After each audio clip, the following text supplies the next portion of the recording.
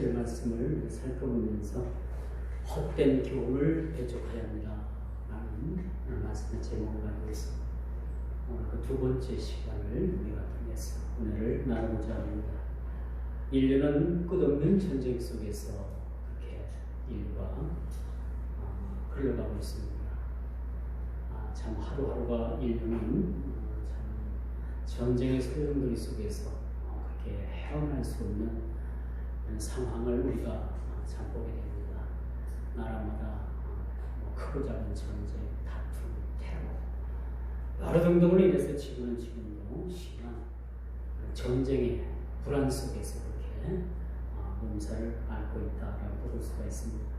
70년대 하면 중동이 그 전쟁이 화였구나라고 얘기했지만 이제 70년대를 벗어나면서 이제 아시아 쪽에 북한의 그 핵이 본격적으로 개발이 되고 정말 전쟁이 발발할 수 있는 그런 큰 이슈가 아시아 중에서도 한반도에 지금 집중되어 있다라고 해도 과언이 아니라고 볼 수가 있겠죠. 그래서 과거 우리 전엔 종교적인 전쟁이 사실은 그 주류를 이루고 있었어요. 왜 전쟁을 하느냐? 이 전적으로 종교적인 전쟁입니다.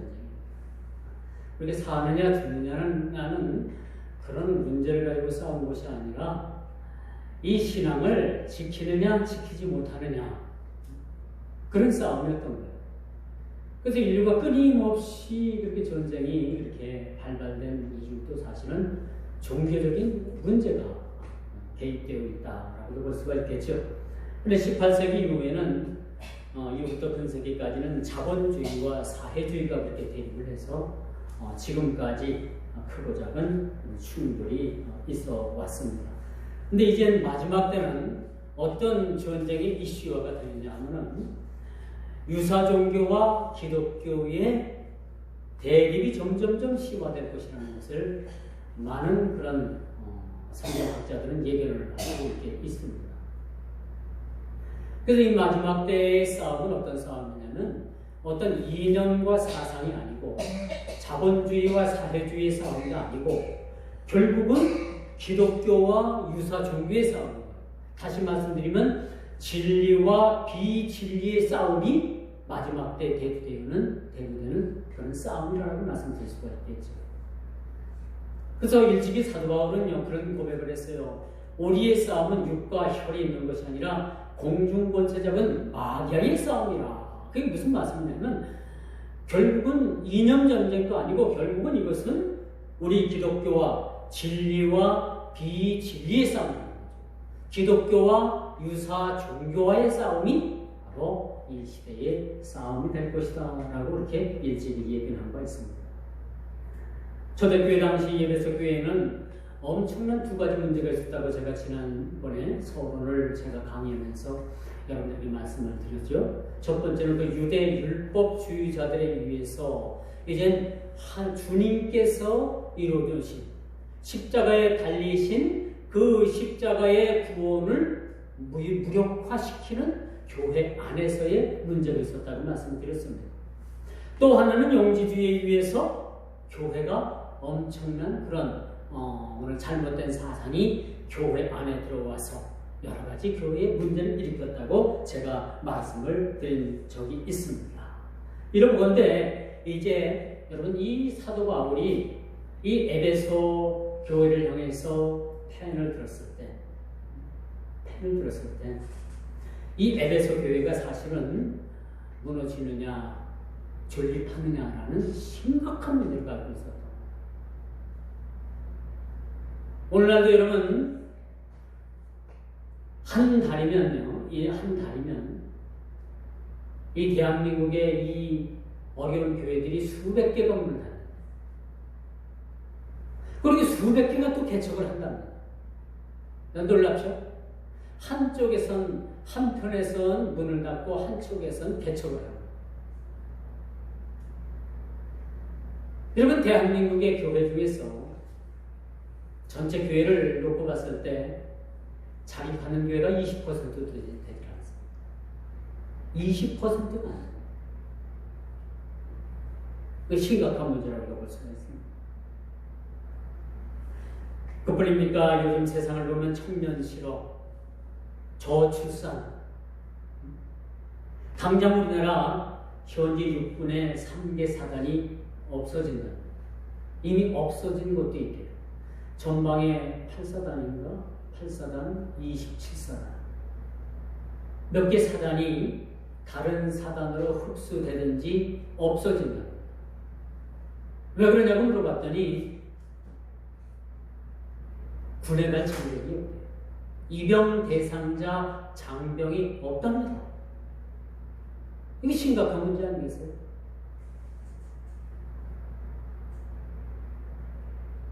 아무리 여러분 현대전이 여러분 사람을 필요로 하는 그런 전자전 내지 첨단 무기화된 그런 전쟁이라고 하지만 우리가 사람이 할 수 있는 것은 사람이 하는 거예요.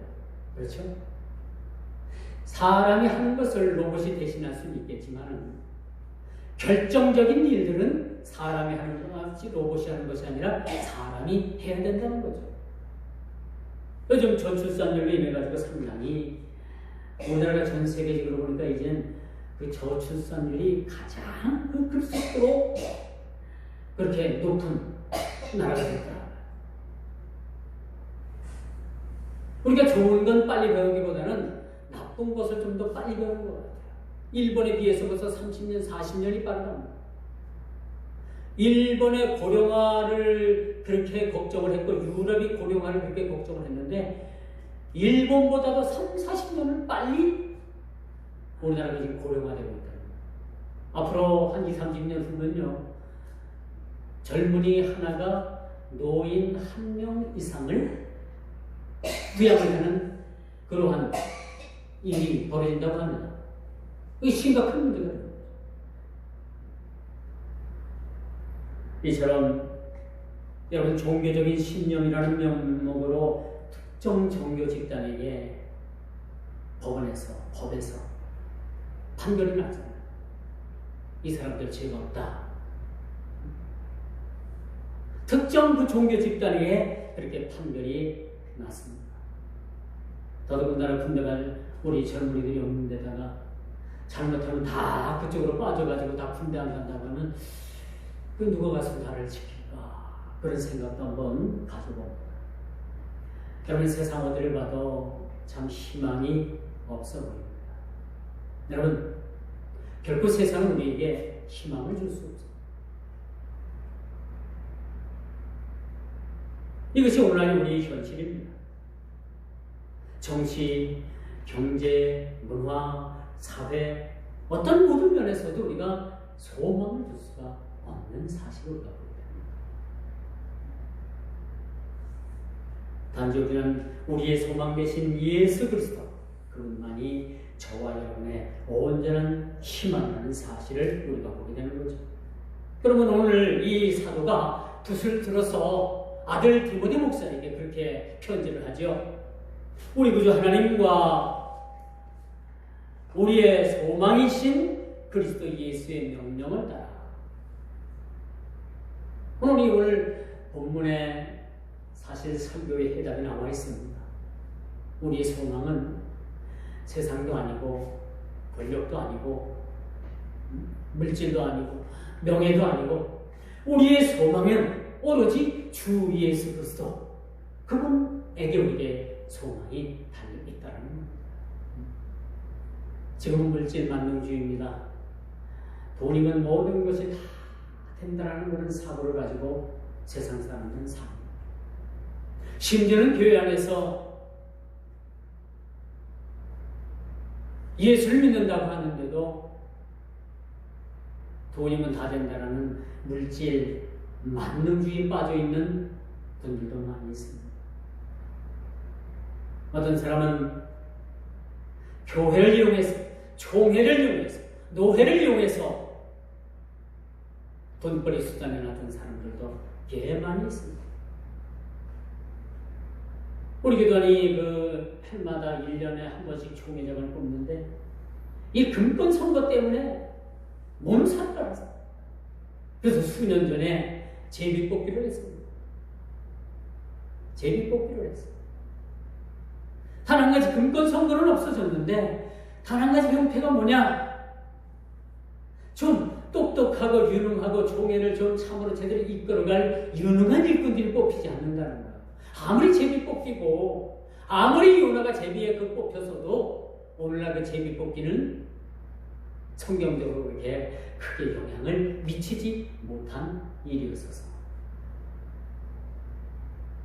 결국은 우리 교단도 제비 뽑기를 포기하고 다시 직선제, 총회장 직선제에 그렇게 선거 규정을 바꾼 사실을 우리가 보게 됩니다. 여러분, 오늘날 교회 안에서도 돈이면 다 된다, 물질이면 다 된다라는 생각이 온통 교회 안에서 팽배되어 있다는 사실을 우리가 보게 됩니다.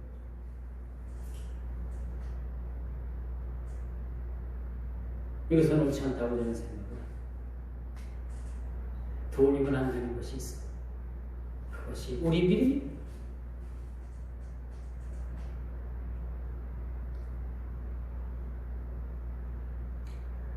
여기 하나님의 복음을 전하기 위해서 파송된 사람, 사도 바울이라는 인물을 우리가 주목해 볼 필요가 있습니다. 그는 예수 그리스도의 공생의 기간에 예수님을 만나지 못했지만 예수님께서 부활하신 이후에 예수님을 믿는 자가 아니라 예수님을 핍박하는 사람으로 그가 세상을 살아갈 때 우리 주님께서 그의 마음을 고치시고 그의 삶 전체 전 인격적인 삶을 바꾸기 위해서 다메섹이라는 도상에서 예수님께서 그를 만나 그를 단번에 거꾸로 튀기시고 그의 전 인생의 삶을 바꿔놓은 이 사람, 바뀌어진 이 사람, 바로 바울이라는 인물을 우리가 만나게 됩니다. 여러분, 사도라고 칭함을 받는 건요, 예수님 당시에 예수님 공생의 사역 가운데 예수님의 그 사역을 목격했던 사람이라든지 같이 그 공생의 기간에 그러한 주님의 일에 동참했던 자든지 이런 사람을 사도라라고 얘기를 합니다. 이런 사도들에 의해서 가르침을 받은 사람을 속사도라라고 그렇게 분류를 합니다. 이런 속사도들에게 가르침을 받은 사람들이 초대교회 교부라, 어거스틴 같은 사람들, 이런 사람들을 초대교회 교부라라고 얘기해요. 근데 사실 사도 바울은요, 예수님께서 공생의 기간에 예수님의 12 제자처럼 예수님을 직접 따라다니면서 그런 주님의 제자로서의 삶을 살지 않는 거예요. 사도 바울이 예수님께서 죽으시기 전에 바울이 예수님을 만났다는 기록은 없습니다. 그러면 왜 바울에게 사도라는 칭을 주고 있을까요? 그것은 부활하신 예수님께서 이 바울에게 직접 만나가지고 사울아, 사울아, 너는 나를 왜 이렇게 핍박을 하느냐? 바울이와 우리와 같은 하나님의 음성을 듣고 주님의 음성을 듣고 뉘시니까? 뉘시니까? 나는 내가 핍박하는 예수가. 거기서 그 예수를 만난 이후에 그의 전 인격적인 삶이 변하게 되는 거죠. 그의 인생의 아주 중요한 터닝 포인트가 뭐였나요? 바울이 예수님을 만났다는 거예요. 우리도 마찬가지입니다. 우리 인생의 가장 기쁜 날이 로또를 1등 맞은 것이 우리 인생의 가장 기쁜 날이 아니라 우리가 예수를 만나 예수의 제자가 되었다는 사실, 그것이 우리 전 인격적인 삶의 터닝 포인트라는 사실들을 우리가 깨달아 알게 되는 것이죠. 그러므로 함께 생활한 제자들을 일컫는 이 사도적인 말이 예수님의 공생의 사역 기간 동안에 예수님을 만나지 못했지만 예수님께서 특별히 이 사도 바울에 대해서 참 이방인들을 위해서 세운 사도라는 것을 인정해 줬다는 사실을 우리가 보게 됩니다. 근데 여러분, 제가 왜 이 말씀을 장황히 들어놓느냐면요, 여러분들이 신약 성경을 읽고 여러분 서신서를 읽고 교리서를 읽다 보면은 끊임없이 사도 바울에 대한 사도권에 대한 도전이 유대인들로부터 그것이 계속 그래 반복되고 있어요. 당신 진짜 사도 아니야. 뭘 가지고 당신이 사도라는 것을 증명하겠어. 근데 나중엔 사도 바울이 너무나도 화가 나니까 뭐라고 말을 하면 나를 건드리지 마라. 내 몸에는 예수의 흔적이 있다. 그렇게 말했어요. 예수의 흔적. 여러분 몸에 예수의 흔적이 있어요? 여러분 몸에 예수의 흔적이 있어요? 사도 바울은요, 그 몸에 예수의 흔적이 있는 거예요. 어떤 학자들은 심한 안질이 있었다고 하고요. 어떤 학자들은 하나님 앞에 간절히 기도했지만 3번 기도했죠. 하나님께서 그것이 내 은혜가 족하다. 됐다. 라고 그 간절병을 고쳐주지 않았다고. 이것이 그가 가지고 있는 예수의 흔적인지 모르겠지만은 바울은 나중에 너무나도 참 화가 나니까 나를 더 이상 괴롭게 하지 말라. 나는 내 몸에 예수의 흔적을 가지고 있다.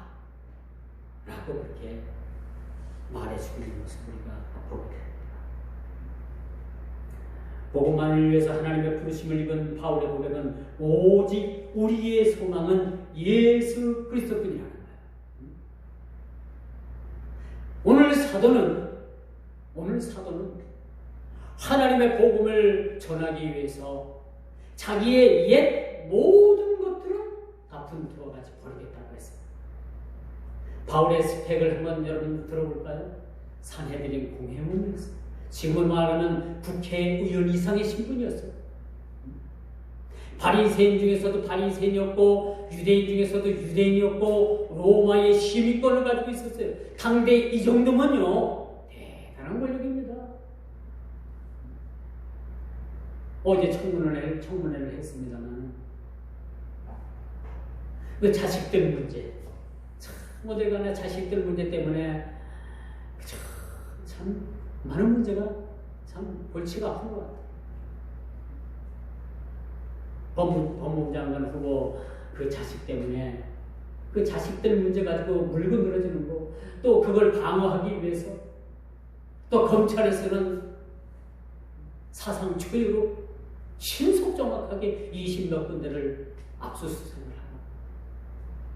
하고, 제가 보기엔 모르긴 몰라도 두 분 중에 하나는 이번에 그만둬야 될 것 같더라고요. 검찰총장이 그만두든지 법무부 장관이 지명되면은 또 검찰에서 가만히 있겠습니까? 무슨 구실을 되든지 하여튼 싸움은 일어날 것 같아요.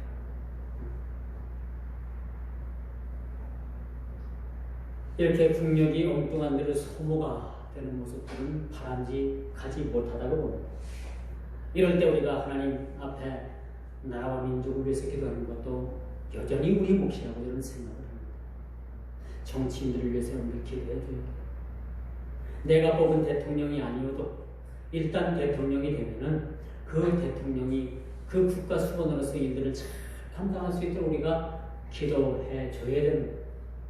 그렇죠? 마음에 들지는 않지만 설령 여러분들 중에서 마음에 드는 분들이 있다고 해서 찍었다고 하겠지만 어쨌든 간에 나라의 대통령으로 여러분들이 선출이 되었다면 이제부터는 나라 정치를 5년 동안 잘하게 해달라고, 앞으로만 2년 반 정도 남았다고 하잖아요. 잘하게 해달라고 우리가 기도하는 것도 저와 여러분들의 몫이라고 사실은 생각을 합니다. 여러분, 우리가 사방팔방을 봐도 좌우 어디를 봐도 여러분, 우리가 세상을 향해서는 사실 소망을 둘 때가 한 군데도 없어요. 사실. 여러분, 건강 가신하는 사람이 어느 날 갑자기 암 판정을 받고 오늘날 하더라고요. 그런 분들을 주위에서 많이 보고, 너무나도 건강을 가신하는 거예요. 그래서 우리는요, 건강 가신할 거 없어요. 아파갖고 골골골골골골 하는 사람이 사실 더 오래 산답니다. 왜? 자기 몸이 어떤 상태인지를 알고 골골골골 하면서도 자기 몸을 위해서 잘 몸을 관리해. 이런 사람이 더 오래 살고, 자기 몸을 과신하고 자기 건강을 과신하는 사람은 자기 몸을 돌아볼 줄 모릅니다. 내가 20년 전에도 내 몸이 아주 건강했고 지금도 마찬가지고 앞으로도 계속해서 건강할 것이고 앞으로의 건강은 누가 장담을 합니다. 그건 아무도 장담할 수 없는 거예요. 여러분 인생이 지금 아무리 잘 나가고 지금 여러분의 평안을 누리고 여러분 모든 삶이 여러분 완벽하다 하더라도 내일 일을 우리는 알 수 없는 거예요. 내일 일을 여러분 저와 여러분이 어떻게 알겠어요? 그렇지 않겠습니까? 오늘 평안하다고 해서 여러분 내일이 평안한 삶이 보장되는 겁니까? 결코 그렇지 않다는 거죠. 그렇기 때문에 우리는 기도할 수밖에 없고요. 그렇기 때문에 우리 하나님 앞에 매달릴 수밖에 없고요. 그렇기 때문에 우리의 소망 되신 예수 그리스도를 우리가 붙들 수밖에 없다는 사실을 우리가 보게 되는 거예요.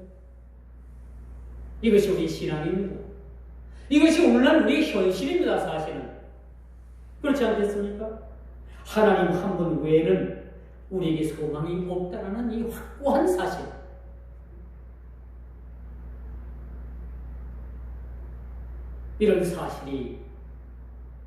이런 사실을 붙잡는 게 사실은 믿음인 거예요. 우리가 신앙생활을 하면서도 열심히 교회들을 참석을 한다고 하지만은 여전히 우리가 물질을 의지하고 세상을 의지하고 건강을 의지하고 내 실력을 의지하고 그러면 여전히 우리는 우리의 소망을 내게 두고 있는 것이지 주님께 두고 있는 것은 아니라는 사실을 우리가 보게 됩니다.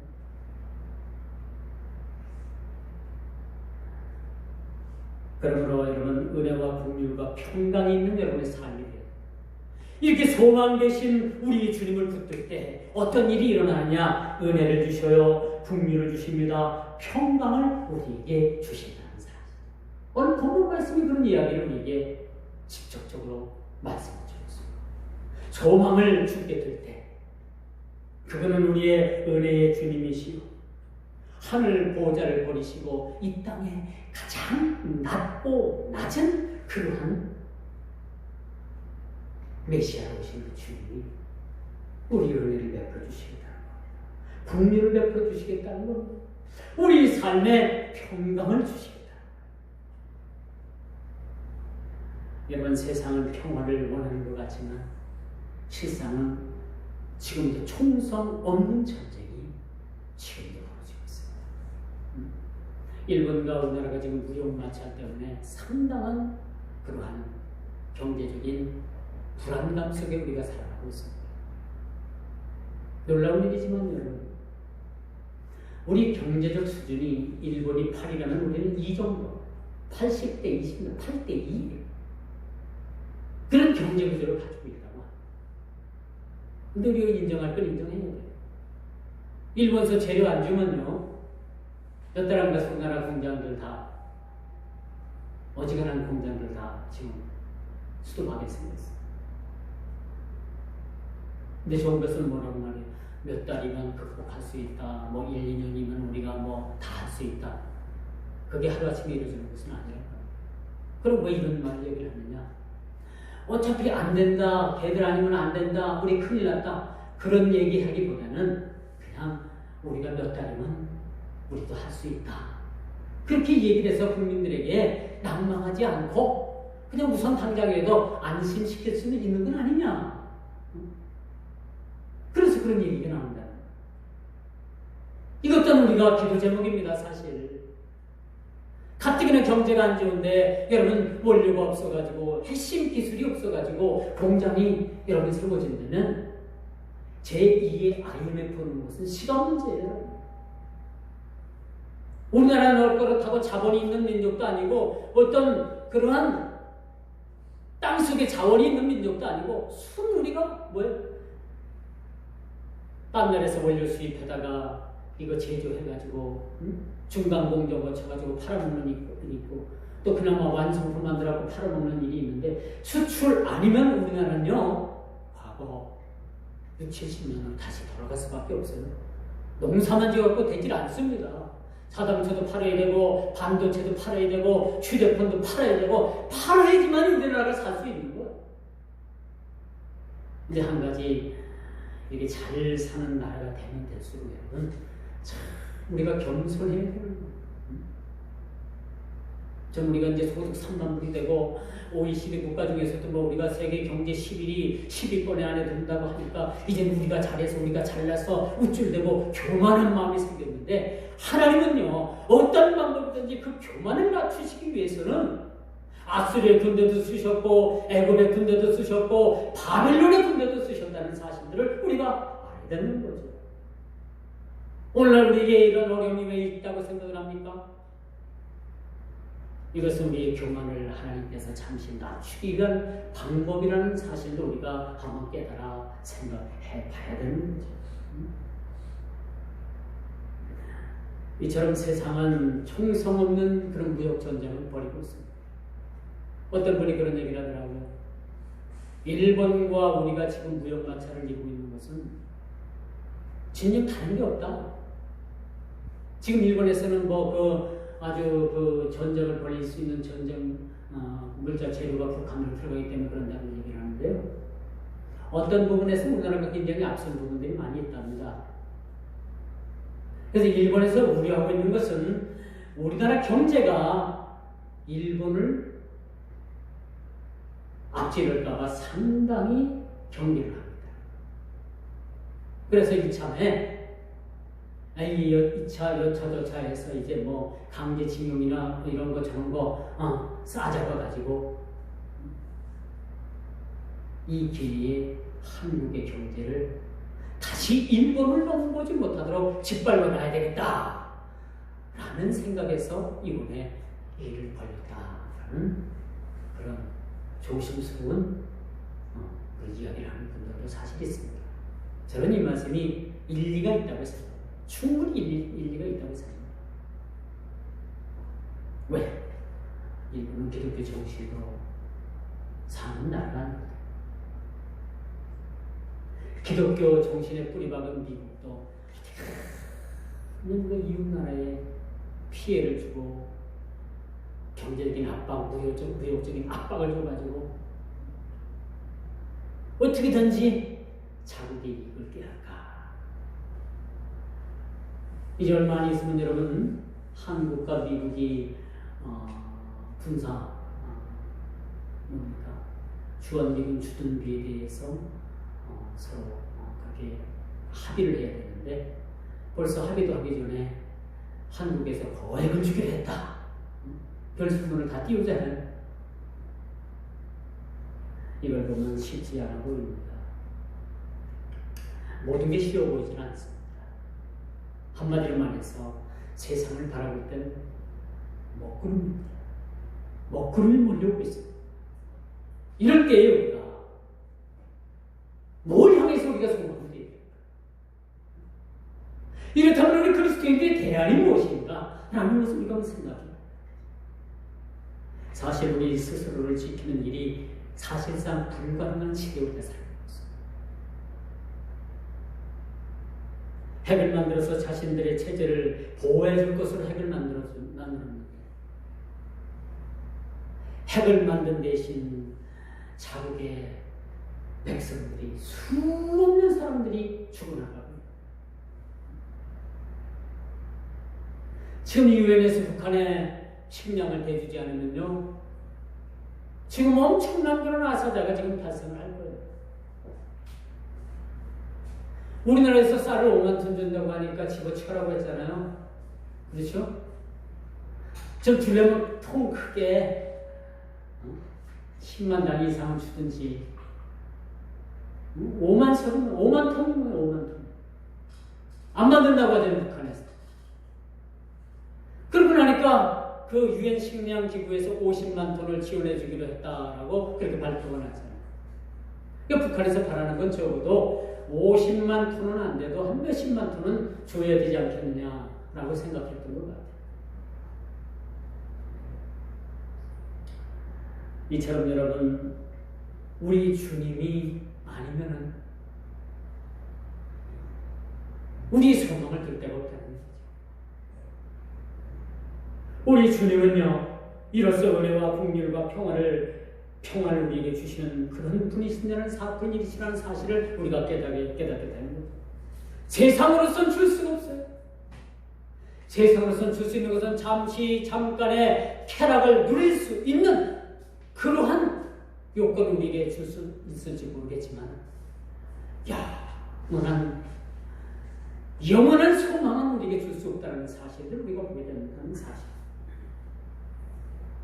오직 예수 그리스도만이 우리의 소망이요, 우리 삶의 대안이요, 우리 삶의 전도라는 사실들을 우리에게 믿어 의심치 않게 된다는 사실입니다.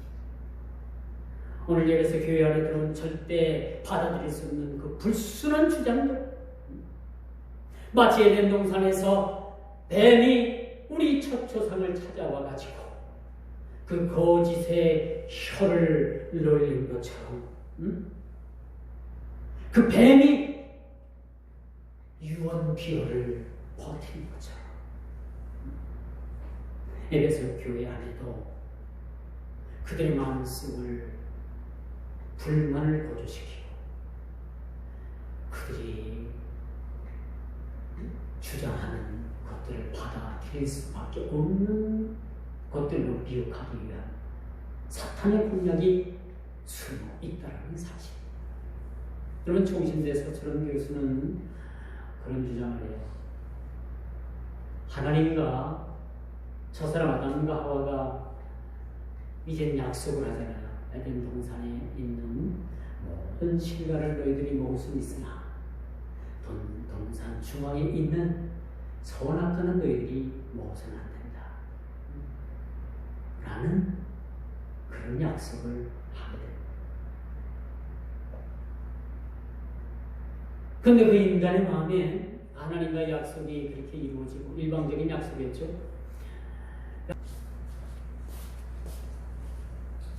아담과 하와의 마음이 어떤 마음으로 변했냐면요, 왜 하나님은 되고 우리는 안 됩니까? 그런 불만의 마음이 싹트기 시작합니다.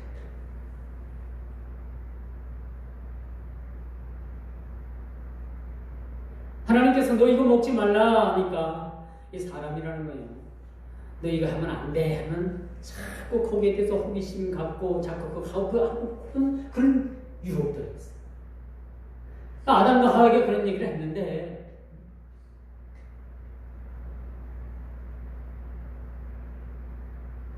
아담과 하와의 마음은 어떤 마음으로 변하느냐? 왜 하나님은 되고 왜 우리는 안 됩니까? 그런 마음이 그들 마음속에 싹이 트기 시작합니다. 그런 찰나 그 불만에 싹이 튼 마음을 누가 비집고 들어오느냐? 사탄이 비집고 들어옵니다. 뱀은 사탄의 상징입니다. 뱀이 그 마음을 비집고 들어와가지고 봐라, 아니야. 너희들도 그 선악과를 먹는 날에는 너희들의 눈이 밝아져서 너희들도 하나님같이 될 것이라 라는 미혹의 유언비어를 퍼뜨리기 시작합니다.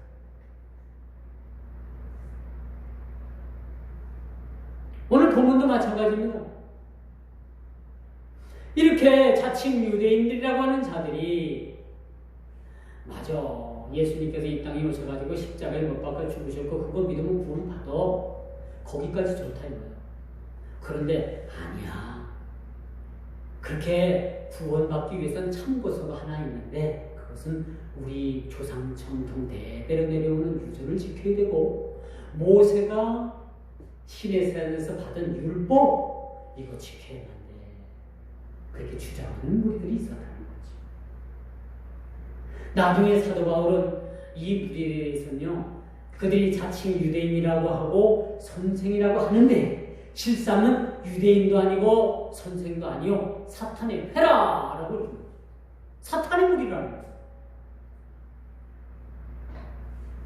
에덴 동산에서 첫사람 아담과 하와를 찾아와서 속삭였던 그 유언비어, 그것 때문에 어떻게 됐습니까?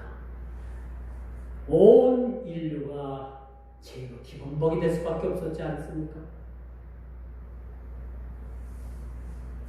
그들의 마음속에는 불만을 고조시키고 결국에는 속이는 혀로 그리스도의 진리에서 떠나 죄를 중히 짓게 하게 하고 죽음에까지 이르게 한다는 사실들을 우리가 봅니다.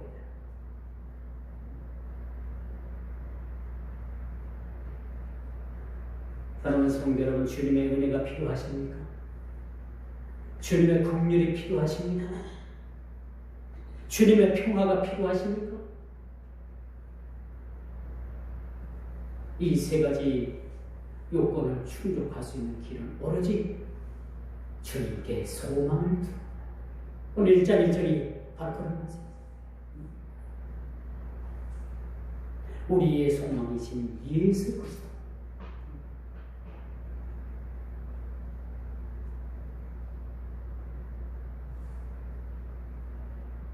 우리가 완전하신 주님을 만날 때, 소망이신 우리 주님을 만날 때, 세상 걱정, 염려, 근심 모두를 다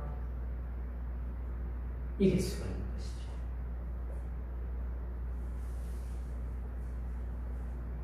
야고보서 1장 2절에 보니까 너희 중에 누구든지 지혜가 부족하거든 모든 사람에게 후히 주시고 꾸짖지 아니하시는 하나님께 구하라. 그러면 주시리라. 구하라는 거죠. 우리의 소망을 주께 드리라는 얘기죠.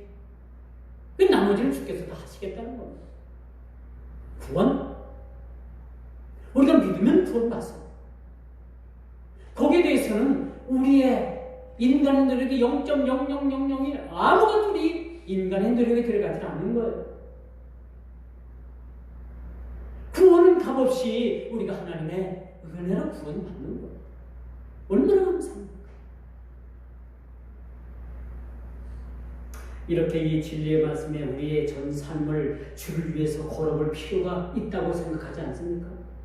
이런 소망이 되신 우리 예수께 우리 전 인격적인 우리 모든 전 삶을 우리가 걸어볼 만한 하지 않겠다는 얘기입니다.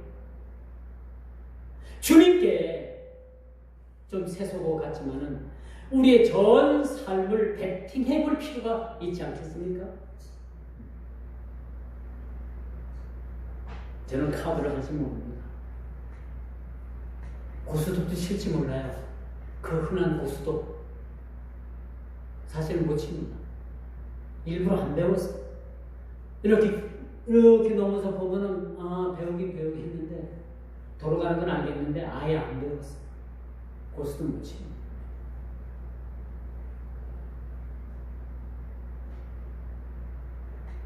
여러분, 카드 하는 사람들이 자기가 가진 패가 완벽하다 싶으면 모든 걸 다 거기 그 동그란 게 뭐예요? 그걸 다 밀어놓잖아요. 그렇죠? 그렇지만 그렇게 완벽하게 그 전부를 밀어넣은 코인인가 그것도 하루아침에 잃어버릴 수도 있어요. 여러분이 만약 여러분의 전 인생을 주께 다 베팅을 한다면 그것은 하나님 앞에 참으로 온전하고도 올바른 그런 베팅, 투자라고도 말씀드릴 수가 있는 겁니다.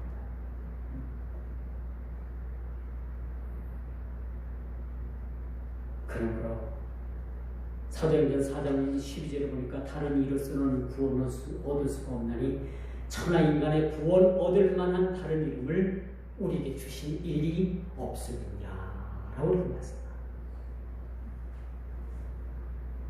그러면 우리의 구원은 신화와 족보가 아닌 단순히 안중뱅이 되었던 사람을 고친 것과 같은 육적인 구원에 이르는 것이 아니라 전 인격적이고도 우리 육신만 구원하는 것만 아니라 우리 영혼과 우리 모든 전 인격적인 삶이 구원을 얻게 된다는 사실을 우리가 봅니다. 영지주의처럼 영혼만 구원하는 것이 아니라 육은 구원하지 못한다는 그런 잘못된 논리로 세상을 미혹하는 일들을 우리가 경계해야 하는 거죠.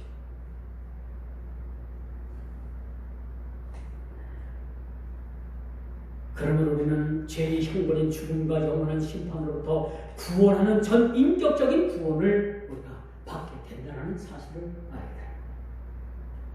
돼. 이렇게 메시아로 말미암은 완전한 구원은 사람 중에 이 구원을 받지 않아도 될 대상은 아무도 없다.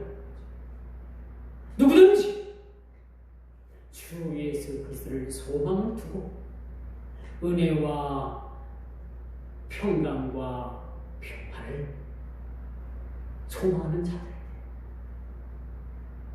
다 하나님의 평강이 이룬다는 사실이죠. 오늘날 교회 안에서도 새로운 교훈을 들고 들어와서 굳이 예수 그리스도가 아니어도 구원받는 길이 있다는 주장이 수십 년 전부터 그것이 주장되어 왔습니다. 저희가 신학교 다니는 무렵에도 그런 주장이 있었습니다. 감리교 신학대학교 그때 당시 학장인 변선한 교수가 있었어요. 변선한 교수. 이 교수가 감리교에서 꽤 유명한 교수입니다. 이 교수님이 주장이 어떤 주장을 했냐면 우리가 저 남산을 올라가는데 꼭 남산을 올라가는 길이 한 곳만 있는 줄 아냐? 케이블카 타고도 올라갈 수 있고 순환도 통해서 올라갈 수 있고 저 남영동 통해서도 올라갈 수 있고 여러 군데 수십 길이 있다는 얘기예요. 그렇게 비유를 하면서 우리의 구원도 잘 들어보세요. 우리의 구원도 꼭 예수가 아니더라도 천국 갈 수 있다라고 이야기를 했어요. 그때 당시 온 교회가 난리가 났죠. 온 교회가 난리가 났어요. 이게 기독교의 새로운 주장 아닙니까? 그것도 감리교 하면은 기독교 감리교에서는 그래도 그 대표적인 학교예요. 감리교 신학대학 하면. 감리교 쪽에서는 대표적인 신학교고 거기 학장이 그런 말을 하고 그런 학장이 그때 당시 신학생들을 그렇게 가르쳤는데 여러분 한번 상상을 해보십시오. 상상을 해보십시오. 지금 그런 일들이 그렇게 가르치는 교회들이 여기저기에서 드러나고 있지 않습니까? 꼭 예수가 아니어도 여러분들이 신앙생활 잘 하고 그러면 구원받을 수 있다라는 거예요. 한 걸음 더 나가서 꼭 기독교의 교리의 믿음의 신앙이 아니더라도 여러분들이 뭘 믿든 간에 불교를 믿든지 마음의 뜻을 믿든지 유교를 믿든지 어디를 믿더라도 지극정성을 다해서 믿으면은 결국은 정상에 올라서 보면은 다 한 군데서 만날 수 있다라는 그런 논리를 피고 있는 그런 교리를 설파하는 교파들도 있고 교회들도 있다는 사실 여러분은 깊이 생각을 해야 된다는 사실. 우리는 이런 사상을 대격합니다.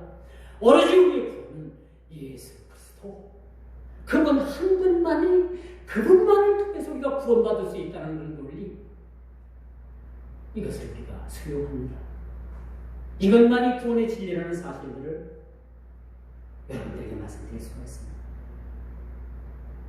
우리가 받은 바 주님의 구원의 은혜는요 다른 교훈 오늘 3절에 보니까 다른 교훈이죠. 다른 교훈에서 비롯될 수가 없는 겁니다.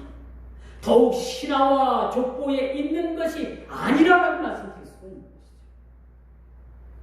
신화와 족보가 뭐예요? 유대인들 조상대대로 내려오는 유전과 전통, 율법 그걸 명료화시키고 체계화시키고 교리화시킨 것이 신화와 족보인 거예요. 이것이 작용돼야지만이 구원을 얻을 수 있다는 이 논리 우리는 전적으로 배격합니다.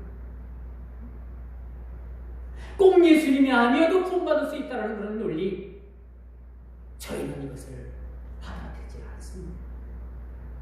여러분들이 이름만 대면 알만한 여러분 세계에서 가장 큰 단일교회를 이룬 서울의 무슨 Y교회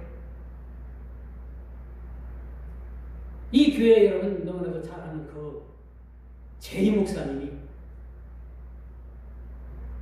불교 강연을 가서 그런 얘기를 했잖아요. 불교 강연을 가가지고 불교에서 초청을 했어요, 이 목사님. 꼭 기독교가 아니어도 여러분이 참 손을 베풀고 서오는 그러면 여러분 같은 곳에서 좋은 곳에서 같이 만나 그런 얘기를 했어요. 이것뿐입니까? 장로교 중에서도 가장 진보 쪽으로 나가 있는 기독교 장로회, 기장로회, 한국 기독교 장로.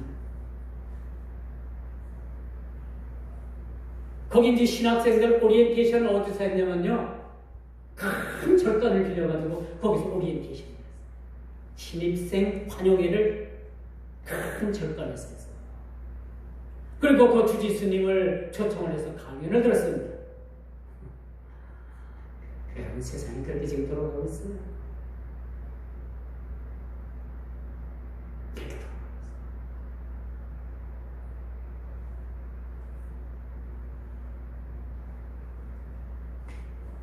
뭐 수년 전에 그런 얘기를 아주 이슈가 돼가지고 큰 한국교회 그런 어떤 굉장한 무리를 일으킨 사실을 우리가 알게 되고, 이제 말씀의 결론을 맺을게요. 이제 교회 안에 가만히 들어와 말장난하는 말장이들을 우리는 경계해야 돼요. 특히 귀신천지, 무슨 증인회, 무슨 왕국회관, 여러분 이름만 들어도 우리가 다 아는 자들이 양이 탈을 쓰고 교회 안에 들어와가지고 교회를 순식간에 뒤져먹을 계획들을 그들이 가지고 있다는 사실. 오늘 본문의 말씀은 에베소 교회가 어려움을 당해서는 안 된다는 취지로 바울 목사가 디모데 아들 목사에게 그런 교훈의 목회 서신이라는 것을 제가 말씀드린 바가 있습니다. 더더욱 교회는 이런 뱀의 혀로부터, 유혹하는 그런 말장난으로부터 우리는 경계하는 마음을 가져야 돼요. 끼고 있어야 돼요. 구별할 줄 알아야 됩니다. 목사님은 아시면 되지요. 우리야. 아니, 언제 어느 시각 어느 각도에서 어느 측면에서 여러분들을 미혹할지 모르는 겁니다. 그 미혹하는 말장난 안에는요, 그 유언비어 속에는 강력한 미혹의 독이 숨어 있다는 사실을 여러분 알아야 되는 거예요. 나는 뭐 하나님의 진리를 많이 알고 성경을 많이 읽어가지고 아는 것 같나? 아니에요. 미혹하는 영에는 우리가 순식간에 넘어갈 수도 있다. 그때 우리가 깨어있어야 됩니다. 오늘을 사는 우리 그리스도인된 우리 또한 교회 안에 만연되어 들어오려고 하는 이 세상 문화를 배척해야 합니다. 오늘날 이 한국교회가 제2의 종교개혁이 일어나지 않는 한국교회 희망 없다. 이제는 교회 안에도요, 교단, 교파, 교회를 여러분 초월해서 한국교회도 이미 세속화되어 가고 있는, 급속도로 세속화되어 가고 있는 모습을 우리가 봅니다.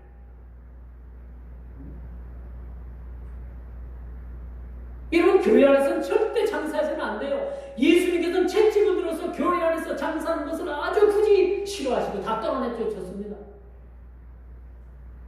근데 오늘날 교회 안에서 바자라는 명목으로다가 물건을 사고 팔고, 이걸 잘 팔았네, 못 팔았네, 비싸네, 싸네, 뭐 하자에 있는 물건을 팔았네 해가지고 이것 때문에 막 쌈질하고 머리 끄들러가고 교회가 갈라지고 나가고 통지박사인데 그런 교회들이 하나둘이 아니라. 제가 처음 생활하다 보면 이 사직 청지교당을 지나가요. 근데 아침마다 특징이 하나 있어요. 거긴 예배당이라고 하는 천주교 그 마당 앞에 물건들을 쫙 쌓아놓고 이렇게 내놓고 물건을 팔더라고요.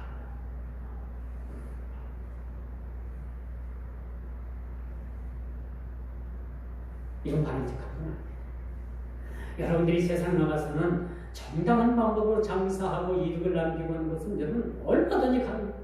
이 칼빈의 이런 경제관을 보게 되면요, 예수님께서 말씀하신 거하고 똑같아요. 너희가 그걸 가지고서 은행에 넣어가지고 이자라도 받아야 되는 것은 아니냐?